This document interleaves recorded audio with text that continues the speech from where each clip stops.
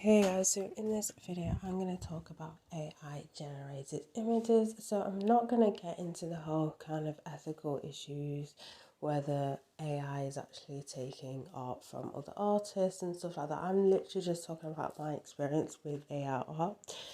So if you may or may not know, I have a second channel where I come up with, well, I tell scary stories basically.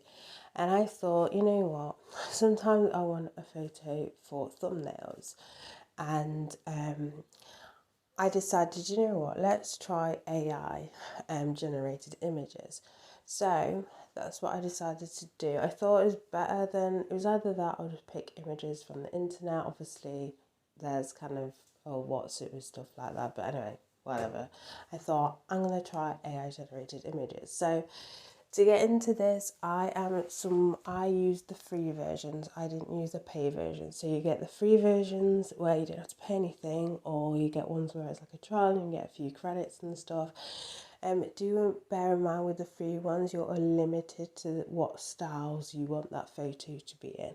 So there's that. So I can't really talk about the paid ones because there was no way I was going to pay for it, especially after my experience using the free ones. But anyway, so if you don't know what AI generator images are, in case you didn't know, it's basically where you tell this AI what photo you want. So you give them a description and then that AI then generates the image from that description and the style that you've chosen.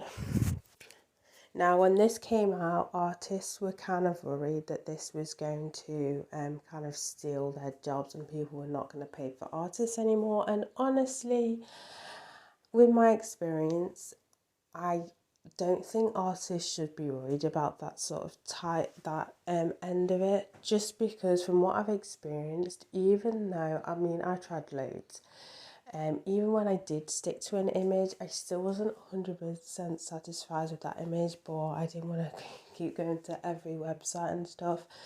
It could generally be, as I said, this is all new. And AI, I suppose, is kind of like a learning tool. So it's supposed to learn. So the more times people use it, the more kind of ideas it's got stored in its head. So there's that. But for now, I don't think artists need to worry because from what I used it and from what I thought I was giving a good enough description of what I wanted. But each AI was like, no. No, we're going to give you something totally different, which was really annoying.